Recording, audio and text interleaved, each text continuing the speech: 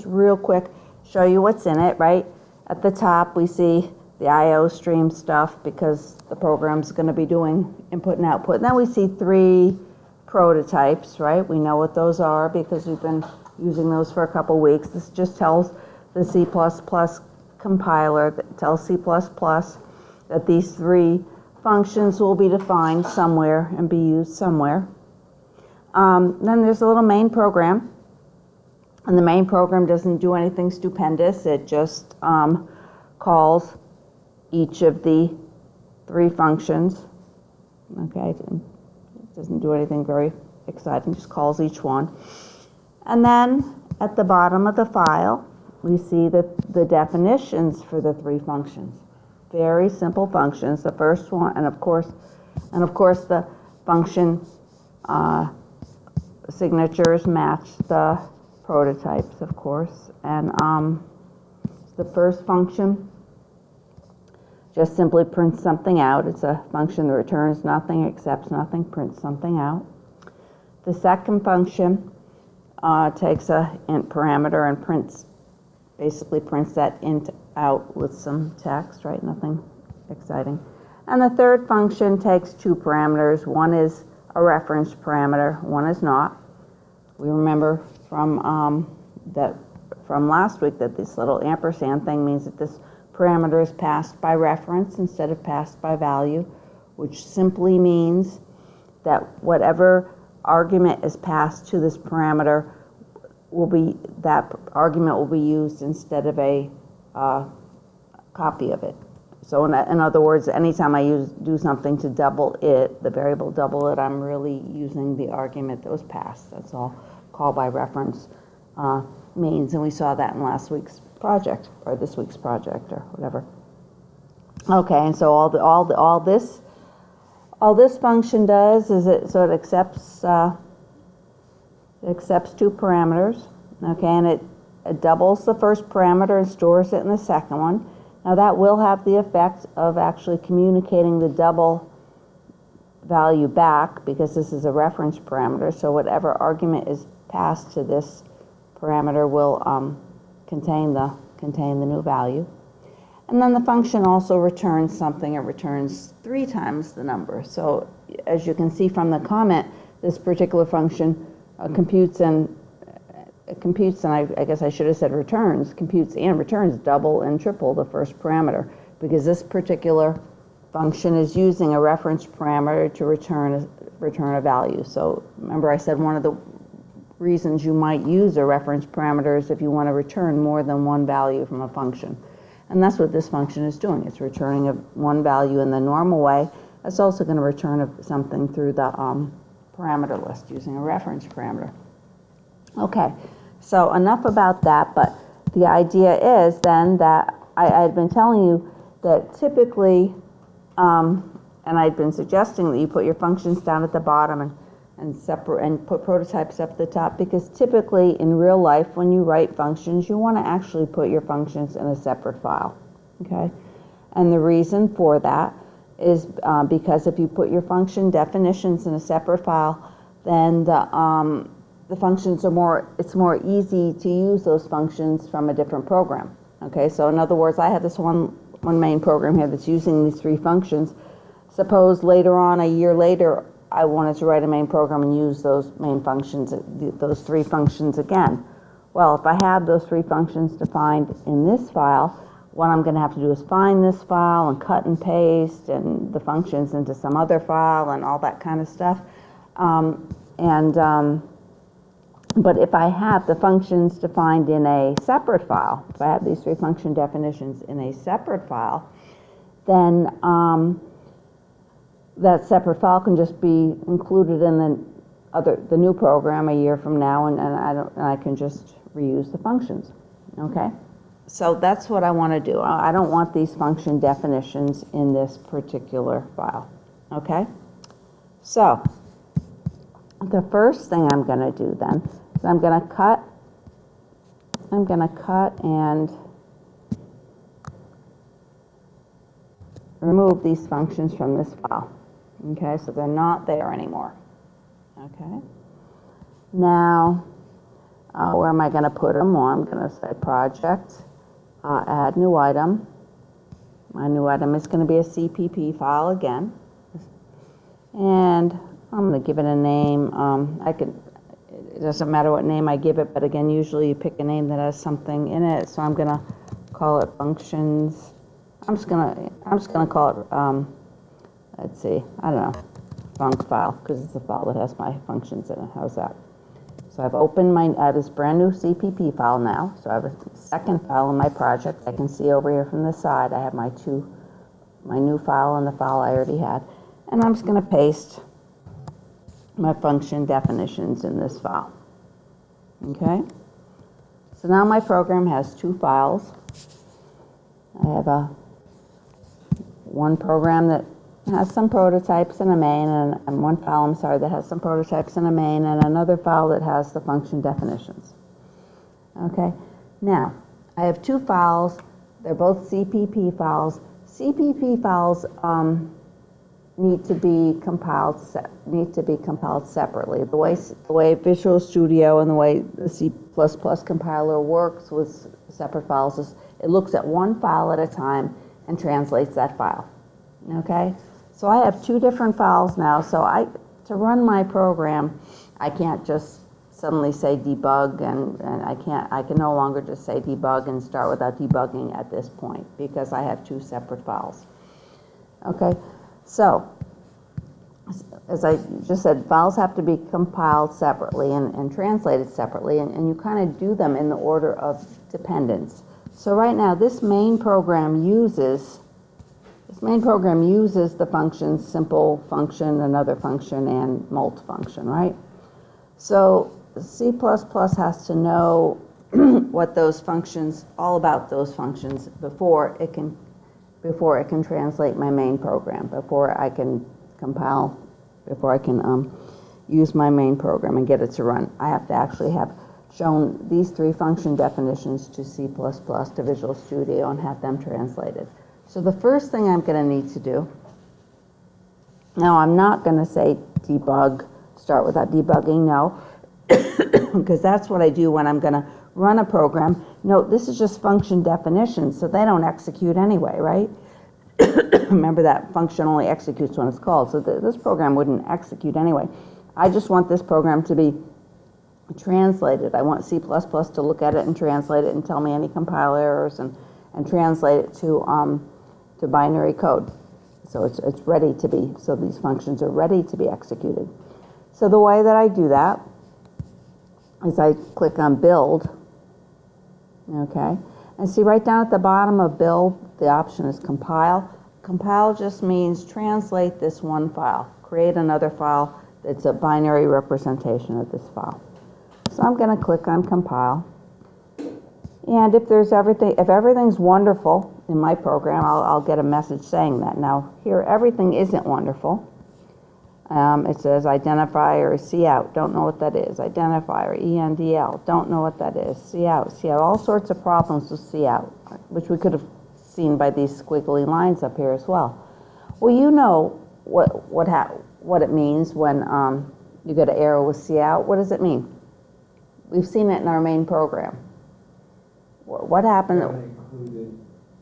Yeah, C++ doesn't know what cout is unless I have actually included IOStream. So when you're compiling when you're dealing with one file at a time, it's like they're all separate entities. Even though my main does include IOStream, this file doesn't. And when I'm telling C++, yeah, get this file ready, C++ doesn't go over and look at the main.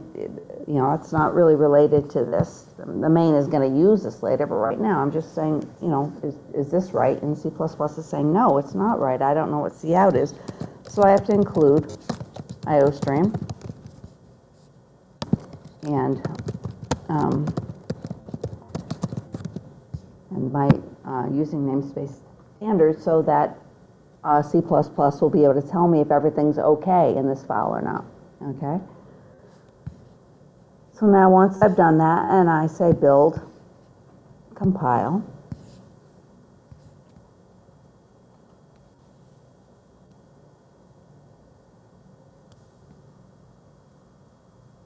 I should get an error. I'm not an error, I'm sorry. I should get a message down here.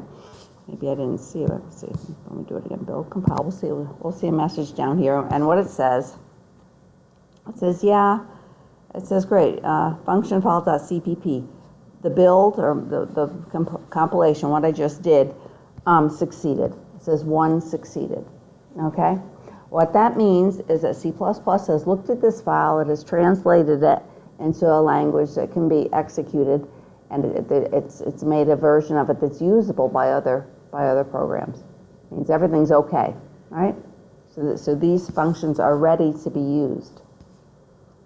Okay, so now I can go over here and see if I can let's see if I can compile before I try to build the whole thing. See if I can compile my main.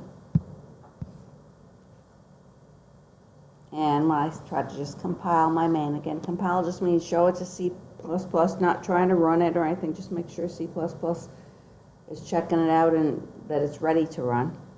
And when I go to compile this one, I say, yeah, it succeeded, okay? So I have 2 pieces that C++ said are okay, are ready to be put into a big project. So now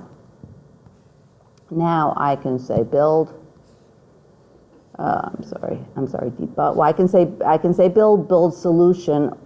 I could do that if I wasn't sure that it was going to work. Maybe, in fact, let's just do that. So I'm building my solution, and it says succeeded. That means it was able to put the 2 pieces together, and it's ready to execute.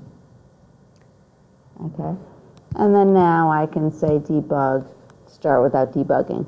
Normally, I haven't had you do the build all the time before, because when there's just one file, because if you do the start without debugging, that will do a build for you if you hadn't already done it. So I just never had you bother to do it, but it's a good thing to do, because sometimes you can, if your files aren't, if you haven't separated your files correctly, you can get an error when you try to build it. So we'll start without debugging, and of course this program should run. And what does this program do? Let's see, it called sepFunc, which printed out howdy, called another func, which printed out howdy and the parameter, and called multifunc to double the value, double the first parameter, and return triple of it, and so forth. Those details aren't that important, but it just called them and then printed it out. So the program ran.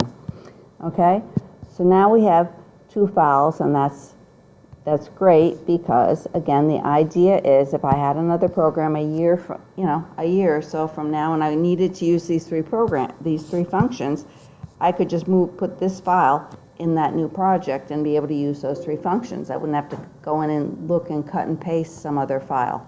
Okay, so typically functions are placed in another file. Now, is everybody's working so far? Or because we're going to add one more thing. What did yours do?